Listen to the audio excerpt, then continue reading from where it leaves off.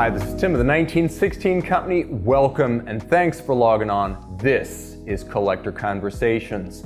It's always exciting to welcome a collector who brings new dimensions to this program. And today, our guest is a professional musician, a car enthusiast, a world traveler, and of course, a watch guy. Tony, welcome to the show. Awesome. Thank you so much for having me. So you're not new to watches, but you started small. I guess this is not one of your original watches from the early 80s, but it takes you back. Absolutely. Take me back. I mean, I'm a child of the 70s and 80s, and you know, digital watches were the thing, especially the ones that light up and glow and things like that. With the light that like illuminates just the corner, one digit. Exactly right. And you're like, in all practicality, that watch is very hard to read, even in the brightest of daylight. But it's, you know, the nostalgia kind of brings me back a little bit. You know, thinking about like my old Hubert watches and like the video game watches and things like that. And then when I started running in high school, I had all these, you know, the kind of digital stopwatches, and that's kind of why I thought that should be a part of my collection. So this is like a stand-in for like the Timex Ironmans and calculator watches. Exactly. Yeah, and I have a couple of G-Shocks and things that, you know, on top of that watch, but this one I thought was the most iconic in my collection. If you're gonna, this is as 80s as Goonies. Yeah, exactly. So now, you didn't get started collecting luxury watches in earnest for a while. You advanced your career in music, and in the early 2000s you started in Houston. And just tell me about getting that job and the watch you bought to celebrate. Just think milestone watches are something we can all relate to. Yeah, I guess I wasn't super into watches, but I always liked wearing a watch. And so when I remember just going to, I think it was a Macy's, you know, or Dillard's or something, probably in 2002 or 2003 or something, maybe a little bit later. I just remember I was a car guy first and foremost at that point. So like when I got tenure with the orchestra in Houston, I bought myself a Mach 1 Mustang. So American Iron, right? So thought I needed to have a decent watch to wear, and Citizen was always like one of those watches where I thought, oh, this is a nice Japanese watch. I didn't know much about mechanical movements or anything like that. I just knew that I liked the look of this watch, and I think this was the precursor to my blue dial kind of obsession. So interesting. Yeah, because I've been drawn to blue dials a lot. So, and I think this might have been one of the first ones that made me go, oh yeah, blue dial's my thing. I love wearing this watch still. I keep it on the windowsill because otherwise it loses its battery, it loses its charge. How about Eco Drive? It's an Eco Drive, so I keep it on the windowsill at home, and that's pretty much my go-to watch whenever I want to wear a watch that if I go someplace where I'm concerned about my safety or whatever, I just wear that watch. And you travel quite a bit. Yeah, exactly. So now, in terms of moving forward with your career in music, now once you got tenure with the Philadelphia Orchestra, you celebrated with a couple more watches, sort of in that vein, but show me those watches and tell me how you picked them. Yeah, it's exactly the same kind of thing, because I'm the car guy. So at first I was gonna reward myself for getting tenure with the Philadelphia Orchestra, but I decided that at the time I wanted more. A Porsche Cayman R. And when was this? This was in 2014. This is like the spring of 2014. So I bought I think it was 2012 Cayman R instead. But I thought I still wanted a watch. I still wanted a nice watch, and I really did need two watches. Like I wanted a sport watch. I've always wanted a chronograph, and I needed a dress watch for when I play concerts. So both of these watches appealed to me.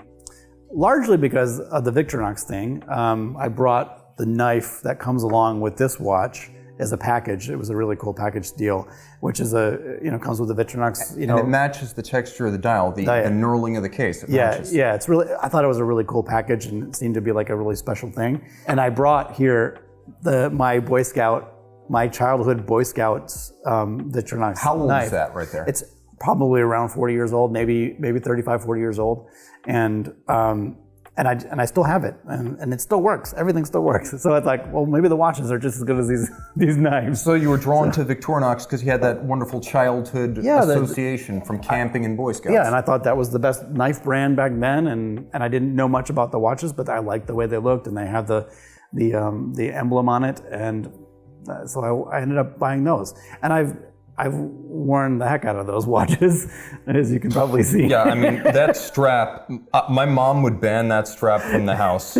I've got a watch, I got an old G-Shock that's just sweat soaked. I can't bring it home. Let's not test the band for for whatever might be in that strap. When I first saw that strap, I thought, well, that's why we don't swim with leather. Apparently that hasn't been swimming. And it wasn't swimming. Okay. But yeah, this chronograph, the battery's dead, unfortunately. But I thought that was a really strong. I mean, this case has like been so good to me. I've loved wearing that watch. I still wear it when the battery's working. Now, you advanced in your career and advanced in your profession. You went from being the apprentice to the master, and you started teaching. Yes. And you play trumpet. Yep. And you had a student who paid in unconventional fashion. So tell me a little bit about this guy right here, because this is possibly cooler than any hour's tuition. Yeah, absolutely. And this was for a few lessons.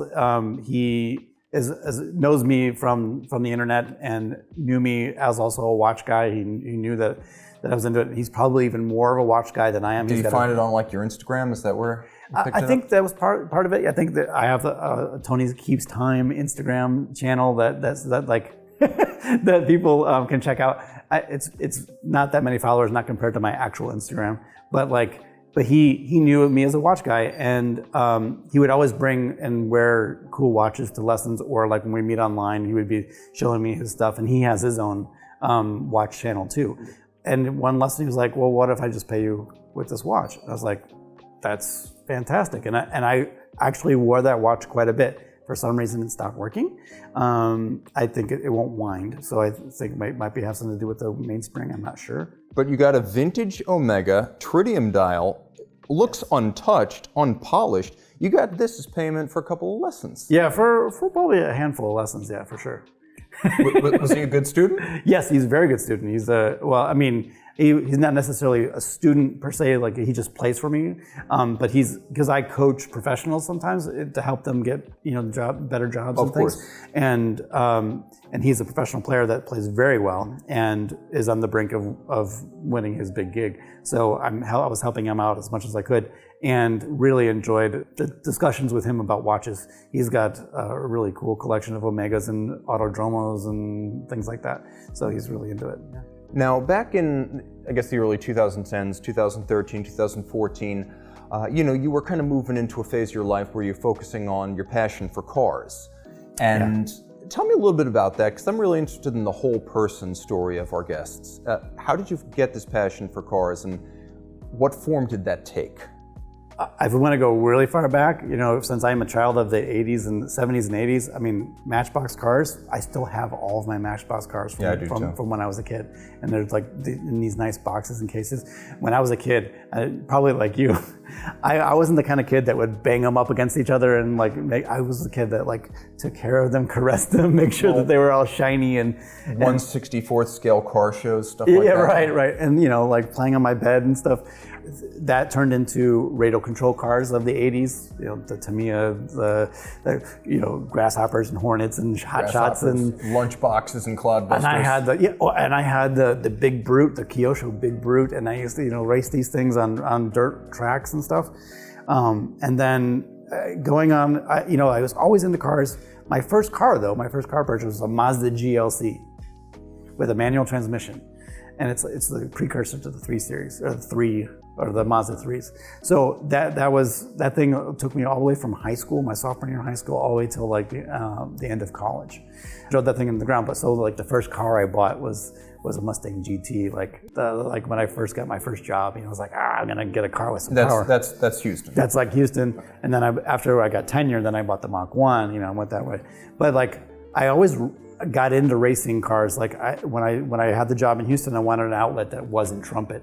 So I did radio control car racing. And you did 1/8 scale. 1/8 scale gas, nitro powered rail control cars, and really had a fun time doing that until I really wanted to get into real cars. And then I got into the Corvette thing, and you've had 5 Corvettes. 5 Corvettes, did some show cars and things like that. And along that way, decided I really wanted race cars and learn how to drive a car on a real racetrack. Like track days. Yeah, track days. So I started doing that with Miatas and S2000, and I got an M3, and then I went to a Cayman R. And you did your own work. Like I did. I did a lot of track prep stuff, like brakes and fluids and changing from street tires to track tires and things like that. But not much of the engine internals or anything. But I did as much work as I could do in my garage, where I could just turn a few bolts here and there. But and I would help friends fix their cars if they had problems. But I did a pretty decent job of of balancing my life with Trumpet with car racing and stuff. And what happened was this sort of crowded out watches for a while. Well, yeah, for me, watches weren't really a hobby. They were just I just liked them. When I moved here with this job, and I had people talking to my ear about getting decent watches. I was like, okay, well now I'm going to get myself a nice watch because I deserve it. I just I got a job in the Philadelphia Orchestra, one of the best orchestras in the world. So I'm like, I should treat myself. But I treated myself with a Porsche instead. No, totally understandable. So now what eventually happened was COVID arrived and it curtailed everything. There was not a lot of track days happening, not a lot of car shows happening. And you started to refocus on the watches and maybe discovered that there was also this element of watch passion, not just general interest, but that it was kind of a community. Yes, absolutely. And I definitely credit the pandemic for a lot of changes in my life. Right around 2020, things started to turn. I mean, I got engaged, but then we were living together and through this pandemic and spending a lot of time on the screen. A lot of time working on Zoom with students, and a lot of times making my own content for YouTube. Filio TPT2. But making educational videos for recruitment of students, for just sharing my skills with the world, expecting nothing in return. And I would see other people's YouTube channels because I loved kind of this content, educating the consumer. Monday so shows, reviews, things all like these, that. All these shows, all these reviews, and it just really got me into appreciating how in depth you can get with watches, and it started replacing a little bit of my track time desires in learning about watches, and I'm very new to this still. No. But I mean, we've all been new to it, and I learned something new that I didn't know every single day of my life. And I do this professionally. So when did you start to think about really buying luxury watches? Because you mentioned to me there was kind of sort of a formative experience that started at a fake watch market in China? No. Was this around the same time, or was this prior? Yeah, well, I mean, when I started playing with the Philadelphia Orchestra, we go to China. We have a very strong relationship with China. So we were going before the pandemic. We were going almost every year. I think went at least 6 or 7 times. And every time we would go to Beijing, they have this this market. It's the place to go to get a genuine fake watch. Exactly, that's right. And I learned a lot by just seeing these what they were faking, what companies they were faking. But I didn't know of things like Panerai or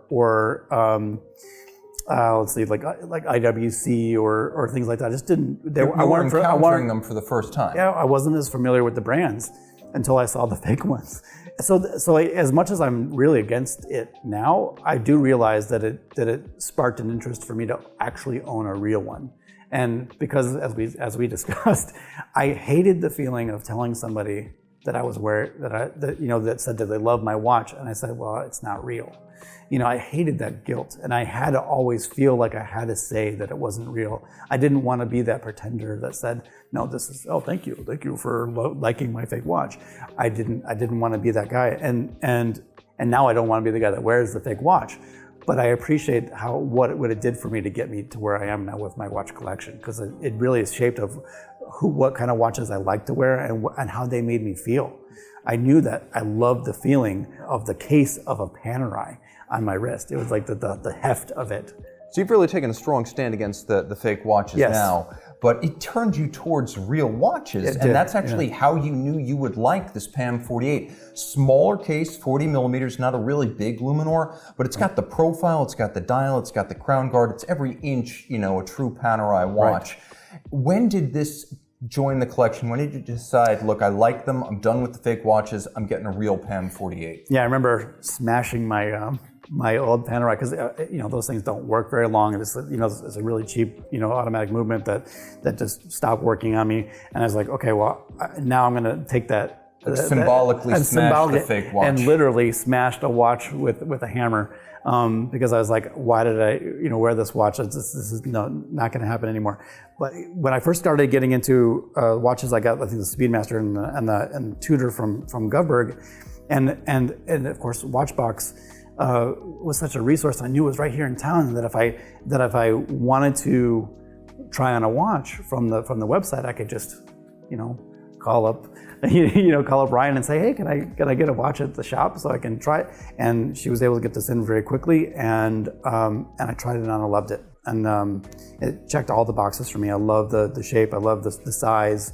And I think it was like maybe my third watch in my luxury collection, if you will.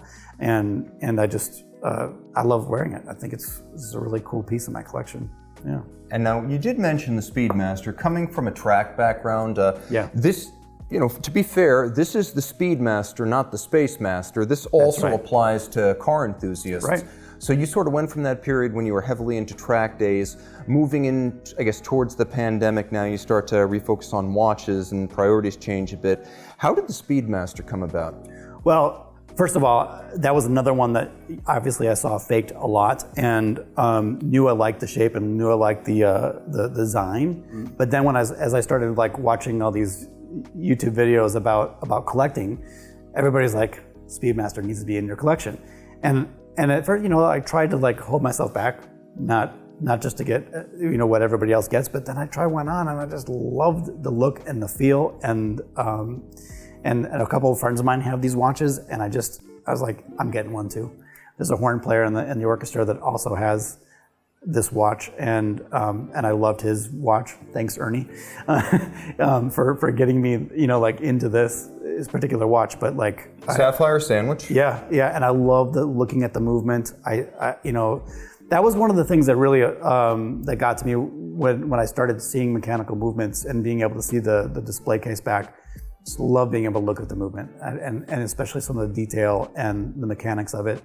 It's probably part of my car thing, you know, opening the hood of the engine, you know, like, and seeing it. So it's the thing I miss when I look at a Tesla. It's like, well, there's nothing to see, but you open the hood of a Corvette and you see this beautiful, you know, LS motor in there, and you're like, oh yeah, that's great. So right about when was this watch?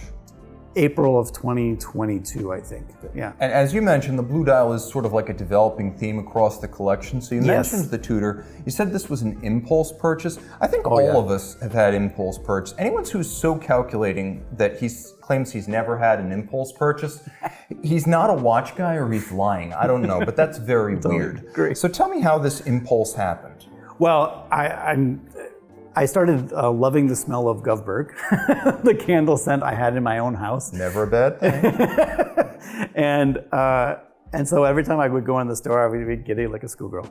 And I walked in, and Ryan said, you have to try this new Black Bay 58. You know, like, just try this on. And I tried it on and immediately fell in love with the way it fit and the way it looked. I love wearing blue, and the school colors that I teach that are blue. There's so many things that I like about just the blue look, and this fit all that. And it was like close to summertime. I was getting ready to go to Vail with the orchestra, and I just knew this would be great summer watch, and it has been. It's like my favorite summer watch to wear. Yeah. And it's a nice wearable watch. None of your watches are all that big. You have a rare 40 millimeter Panerai here. I'd say the largest watch in terms of diameter is probably that Speedmaster, and that's not a large watch. Let's continue with the blue dial kick, because you know, Oris is fascinating in that it creates a lot of watches named after notable musicians, and they're notable, but they're not always superstars. They're not people who are maybe mainstream celebrities. Tell me a little bit about this Oris and the logic behind it, and also what it means to you. Well, if you see the back of this watch, you'll understand why I really love it.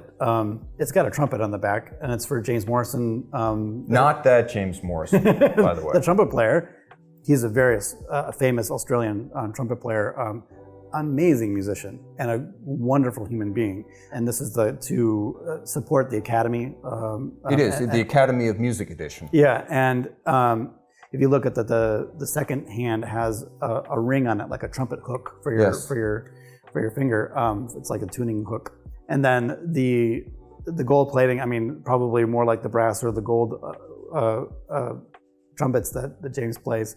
I mean, I heard that he had a little bit of a say in the design of the watch and how he wanted to look, and I think he nailed it. I think it's a really beautiful little dress watch that I wear for concerts a lot now that I got it. And it's a limited edition. Yeah. Stainless steel, 38 millimeters, 1,234 pieces, automatic winding, real great glass box style, bubble-like sapphire. Very similar to this Omega, right? Very much, and actually, one thing I like about both of them is that they're so elemental. Neither one of those watches actually has a date. It's a perfectly symmetrical dial, and you've got this really rich blue, blue so often associated with music. On stage. It looks great on stage. I mean, this color, yeah, it's amazing. And I bet in the course of a single performance, this is an automatic watch, you could really wind this thing completely. That's right. So now, speaking of music, you have one of the most unusual watches I've ever encountered. In fact, I'd never even seen one of these until you brought it in, but Seiko makes a watch with a metronome? A metronome and a tuner. It actually has two tuning pitches, and you can change the tuning from A440, 442, and 443, I think. Oh yeah, very much. Yeah. So you can actually tune your instrument, you can play in time with it, you can practice with it. It's very complicated to change the time on this watch. But it's very easy to use its musical functions. Yes, it is true. And all you do is you push these buttons, and then you can change the tempo of the metronome. You can change the pitch of the tuner. It's really neat, and it's kind of a gimmick, but you can actually hear it while playing. How'd you find it? Where do you go to get one of these? Unfortunately, it's a JDM thing. It's like you can only get it in Japan.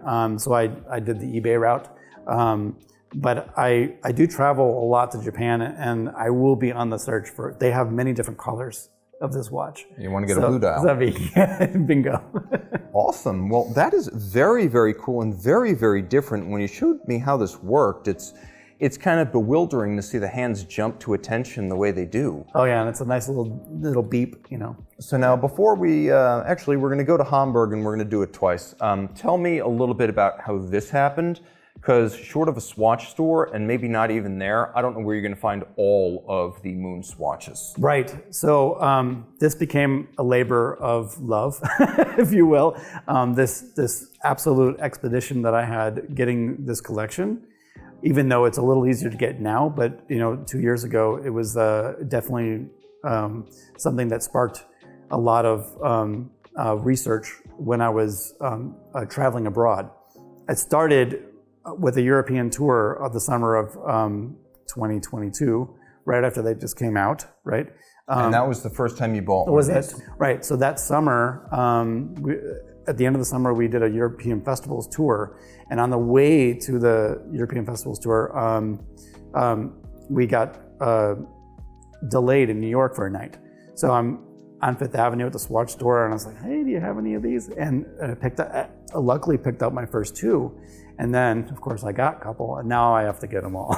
Now, you told me there was a little bit of a strategy to getting one of absolutely. these. Back in 2022, I mean, you didn't just walk in and say, "I want a MoonSwatch." Yeah, there was a game to play. It was interesting.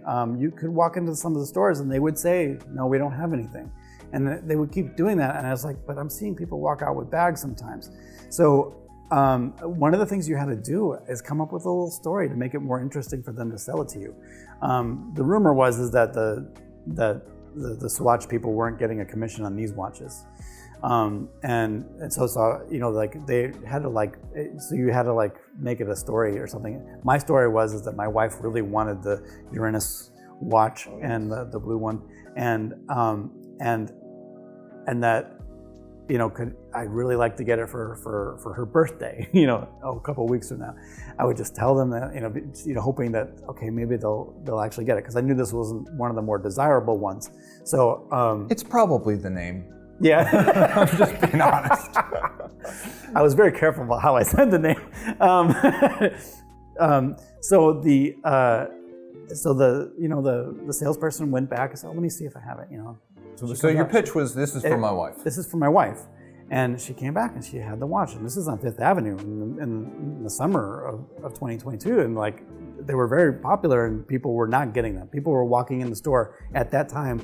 They would just ask for a Moonswatch. They wouldn't ask for a specific watch. So if you knew what to ask for, it's like, I want the Uranus. They would be like, okay, let me go see. And the same thing when she came back, I knew that Jupiter wasn't that popular at the time either. And so I asked for Jupiter, and sure enough, okay, we have that too. And they let me buy two at the first time. They made a big deal about that watch, one person, one day thing. It was one day, one time, and I walked out with both, and I went back to my colleagues at the Philadelphia Orchestra, like, I got these two watches, I'm so excited. I'd be. And then the adventure began because we flew over to Edinburgh, and I got stuck in Edinburgh for about a week because I got COVID. And there was a swatch store in Edinburgh that sold Moonswatches. So every day I went to that Moonswatch, that swatch store to look for the Moonswatch, of course wearing a mask. Oh, and I was, didn't want to get anybody sick. But I would go there and wait in line because there were lines, and I would get, he's like, do you have anything? I actually told, I got to know the guy that worked at the store. I said, I would really like a Neptune. No, that was at the point when Neptune was like unattainable because of the recall of the blue dye on people's wrists. Oh, right.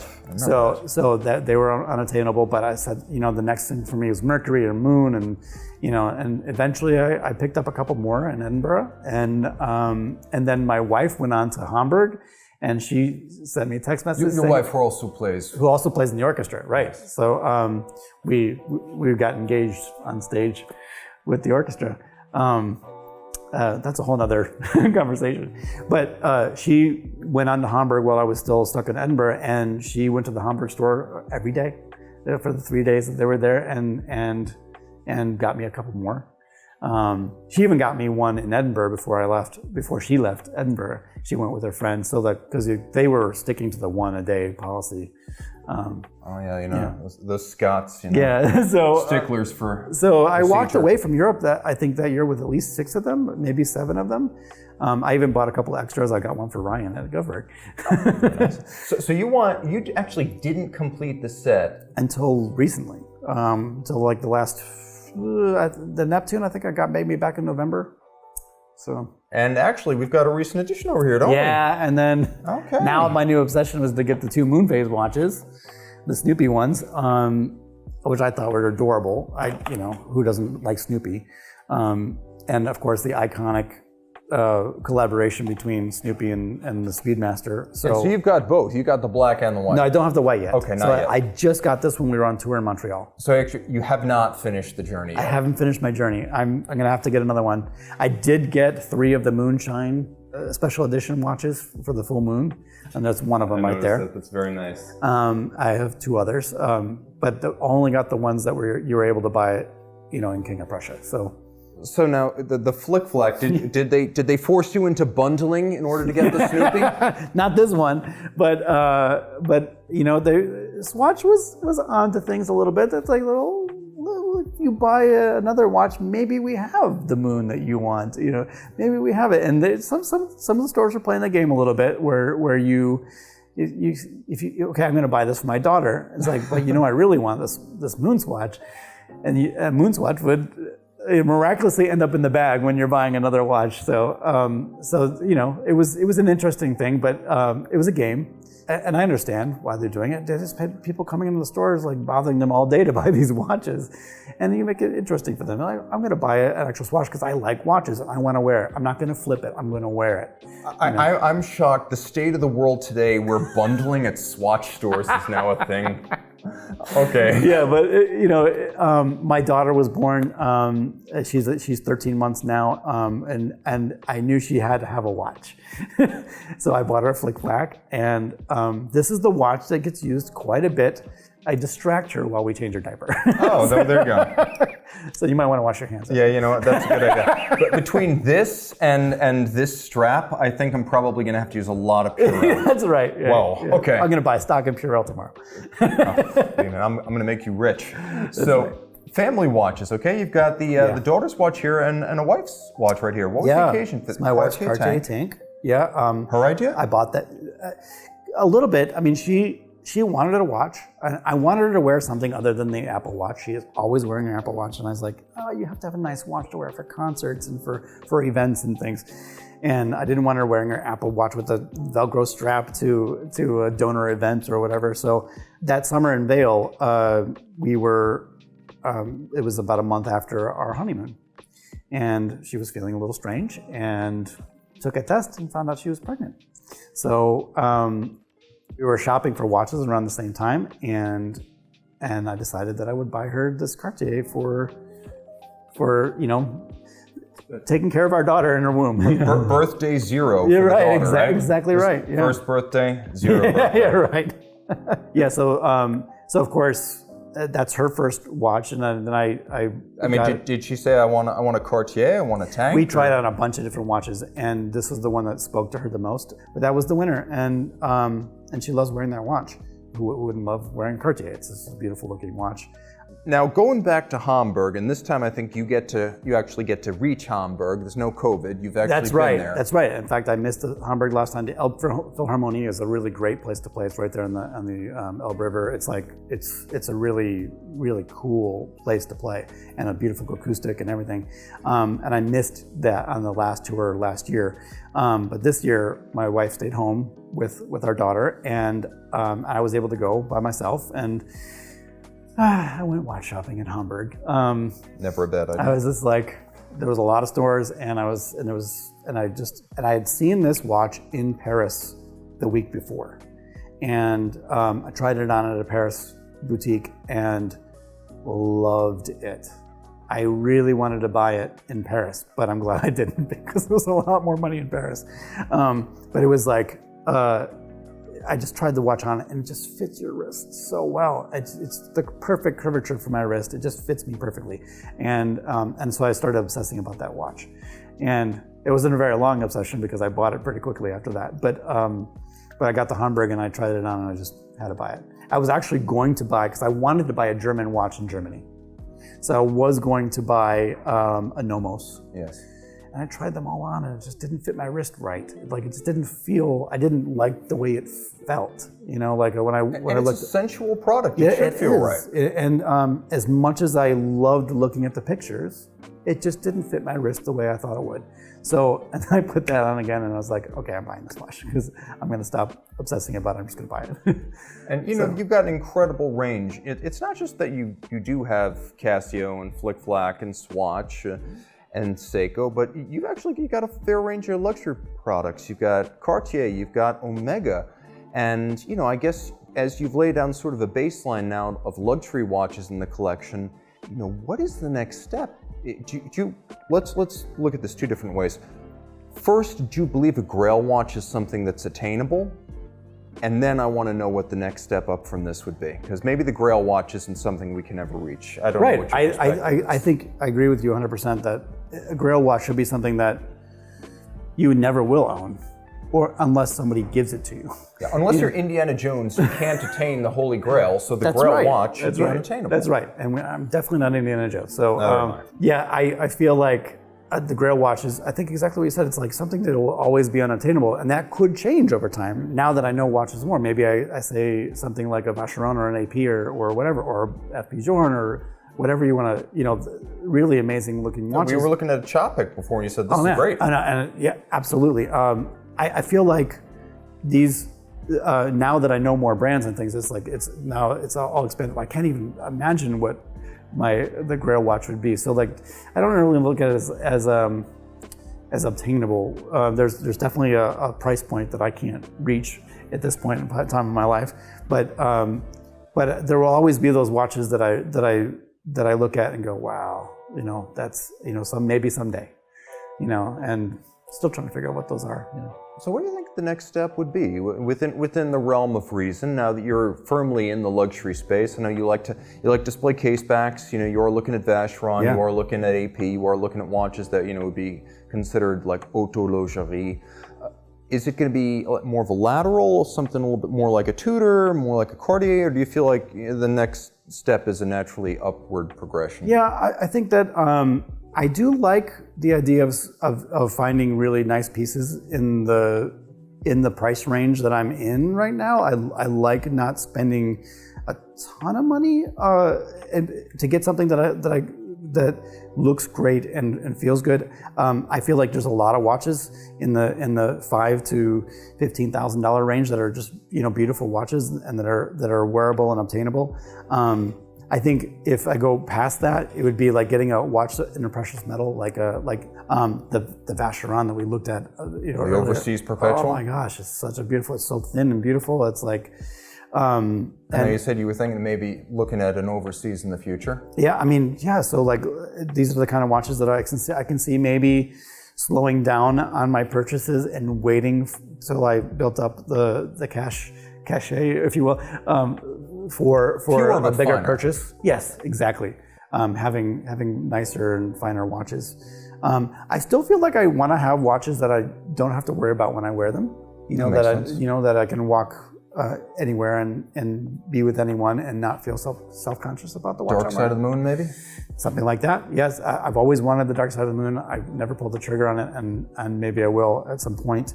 And you've been doing this for a long time now, so what advice would you give to yourself back when you were at the beginning of your collecting journey, or what advice would you give to maybe a younger guy like this musician who's interested in watches and doesn't want to make the same mistakes you might have made? Like, what are your lessons learned? This guy's taught me a lot about watches. So he actually probably taught me one of the things about getting something that you love to look at and wear, not caring about so much about hype or whatever. And I think that go with what appeals to you. Go with, like, when you see a watch and you try it on and you go, oh, this feels like me. That's your sign. This is a watch you should buy. You're not going to regret it. If you just see a picture of a watch and you don't really things that are feel all it over social media. Yeah, if you don't, I mean, yes, I can look at a watch and go, oh, that's beautiful. A perfect example is like some of the Tudor watches that I have like this. I love the Tudor look, but some of them are pretty thick. And maybe it doesn't fit under your cuff as well, or whatever. Maybe it's not as fun or as easy to wear. Or so when the influencers throw up like a P01, buyer beware. Right. I mean, there are definitely some watches that you just look at a picture and you go, oh, that's beautiful. And I've been victim of that a little bit. I buy a watch and I go, ah. Like what? Can you give me an example? Well, the Seiko Alpinist, was very hyped, and the thickness and the smallness of it just didn't feel right on my wrist. And it was all over Instagram and forums too. Totally. And especially the one that came earlier, the newer ones.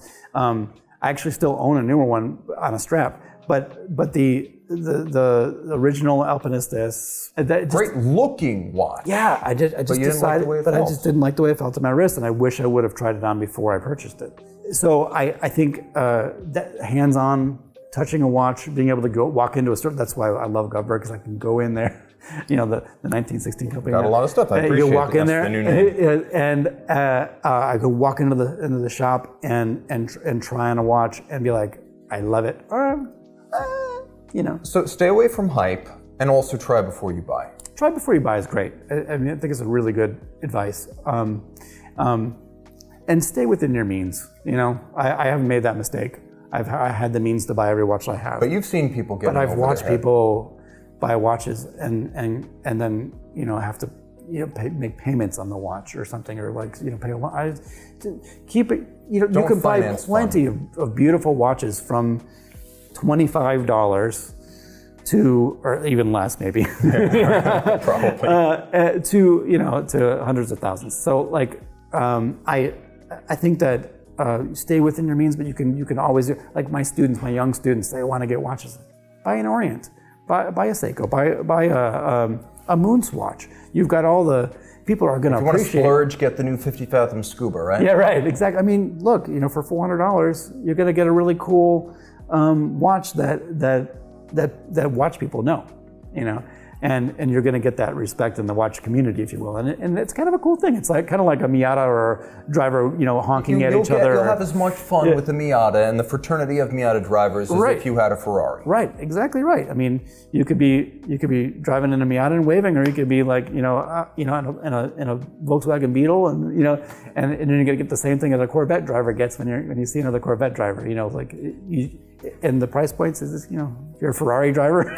You're going to hug another Ferrari. Totally understood. Now, you did mention that you've got social media. So plug both of them. You've got watches, and then you've got your general Instagram. So yeah, I go by Philio TPT2. That's my YouTube channel and my Instagram.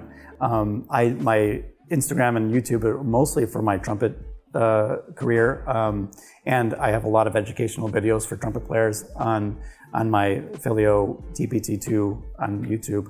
And then I also have a Tony Keeps Time Instagram where I try on watches and take pictures and videos and also some of my watches that I own, and I make some trumpet videos with those, and there's some pretty fun stuff, I guess. Either way, you keep the beat. Exactly right. Tony, thank you so much. This has been awesome. Oh, I appreciate you having me. It's been really fun.